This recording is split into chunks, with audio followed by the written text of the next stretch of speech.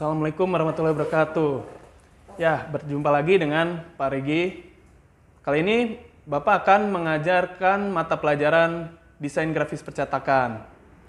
Ya, subpokok bahasan pada pertemuan kali ini yaitu dari KD 3.4, yaitu menerapkan prinsip gambar bentuk dan perspektif.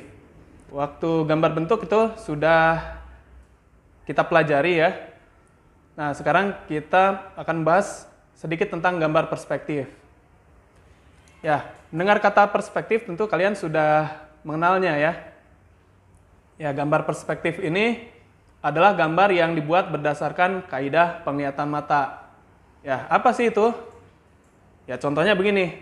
Pernahkah kalian melihat kapal laut yang berlayar menjauhi kalian? Atau pada saat kalian berangkat ke sekolah, menaiki bis kota, kemudian kalian terlambat. Jadi tidak bisa naik bis tersebut. Lama-kelamaan bis tersebut menjauhi kalian. Nah, dari contoh tersebut kita lihat objek bis yang menjauhi mata kita itu akan terlihat semakin mengecil. Ya, begitu juga dengan kapal yang sedang berlayar menjauhi kita. Itu akan terlihat semakin kecil juga. Pada gambar perspektif, hal yang harus dijadikan patokan ya. Yang pertama adalah titik hilang.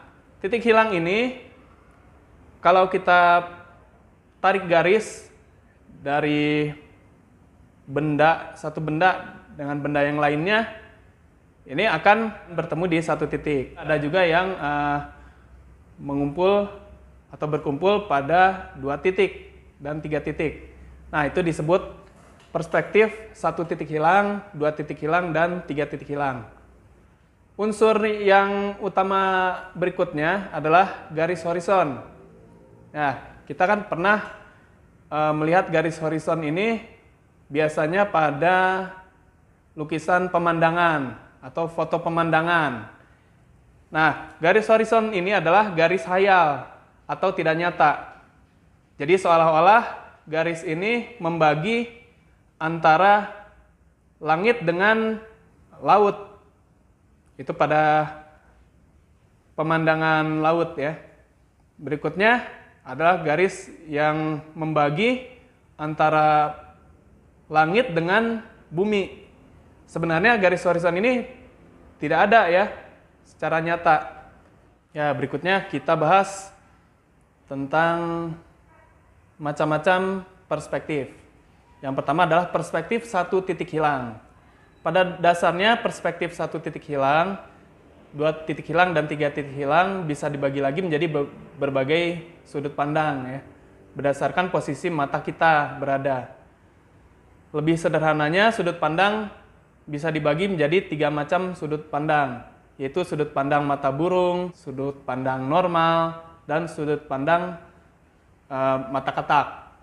Pada perspektif 1 titik hilang ini, cirinya kita bisa melihat pada objek ya, khususnya objek atau benda yang berbentuk balok atau kotak ya, itu akan mengecil di 1 titik. Biasanya ciri dari 1 titik hilang ini adalah posisi benda itu sejajar dengan garis horizon. Ya, jadi jika kita tempatkan misalnya ini ya. Ini adalah tempat minum yang berbentuk kotak. Nah, kita tempatkan seperti ini. Ya, kita lihat ada bagian yang mengecil ya di sini. Ini untuk 1 titik hilang. Pada perspektif 2 titik hilang, secara teknis perspektif dengan 2 titik hilang hampir sama dengan teknik perspektif 1 titik hilang. Pada perspektif 2 titik hilang, garis horizon terdapat 2 titik fokus ya. atau dua titik hilang. Persimpangan garis yang berasal dari dua titik hilang ini akan membentuk sebuah sudut. Biasanya jika jarak antara dua titik hilang ini terlalu dekat, penampakan objek gambar benda mengalami distorsi. Ya, dan yang terakhir adalah perspektif tiga titik hilang. Perspektif dengan tiga titik hilang biasanya hanya bisa dipakai untuk menggambarkan sesuatu yang sangat luas, besar, tinggi, dan secara visual mengalami distorsi yang sangat ekstrim. Biasanya teknik ini dipakai untuk menggambar outdoor dan sudut ruang dari udara.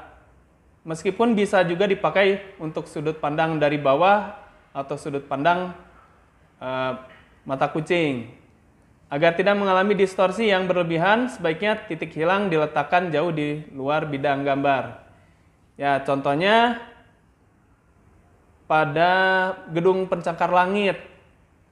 Apabila kita melihatnya, baik itu dari atas maupun dari bawah, contoh aja dari bawah. Kita berada di luar gedung. Nah, di depannya kan ada gedung bertingkat. Ya, kita lihat ke atas. Maka yang terjadi adalah seperti menghilang di tiga titik. Begitu juga apabila kita melihat gedung bertingkat itu dari atas ya. Apabila kita menaiki helikopter, kita melihat di atas gedung itu ya. Kita posisinya di sini, gedung ada di sini. Nah, jika kita melihat ke bawah, maka akan terjadi perspektif tiga titik hilang. Ya, perspektif memiliki setidaknya tiga sudut pandang ya. Yang pertama adalah sudut pandang normal. Sudut pandang normal ini cirinya adalah benda yang kita lihat itu sejajar atau setinggi dengan mata kita. Jika kita menggunakan kamera, maka tinggi benda itu harus sama dengan tinggi kamera yang kita pakai. Yang kedua adalah perspektif dari sudut pandang mata burung.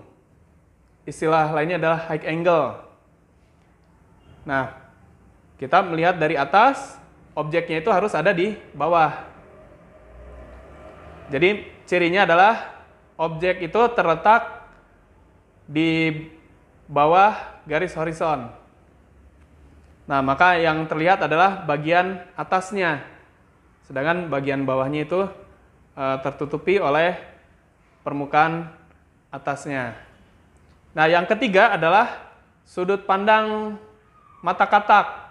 Ya, atau bisa juga disebut sudut pandang mata kucing. Nah, ini terserah ya istilahnya. Jadi sudut pandang mata katak ini seperti kita kalau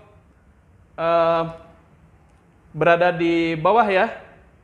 Nah, dari bawah melihat ke atas. Jadi objeknya ada di sebelah sini, kita ada di bawah. Maka yang terlihat adalah bagian bawah dari benda tersebut. Ya, bagaimana penjelasan Bapak tadi? Mudah-mudahan kalian mengerti apa itu gambar perspektif beserta dengan penerapannya. Ya, diharapkan kalian dalam menggambar itu menerapkan perspektif. Jadi gambar kalian tidak akan terkesan aneh lagi ya.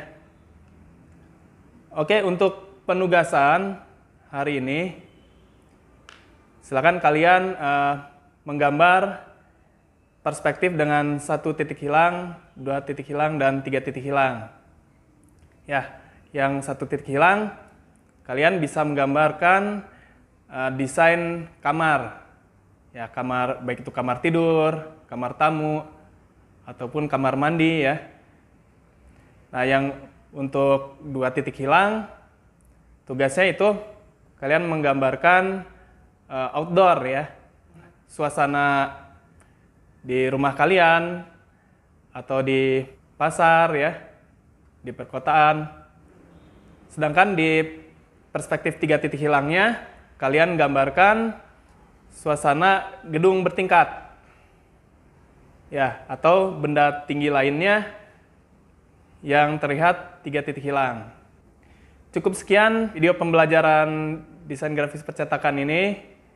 Ya, apabila ada yang belum dimengerti, silakan bisa WA Bapak. Akhir kata, Assalamualaikum warahmatullahi wabarakatuh.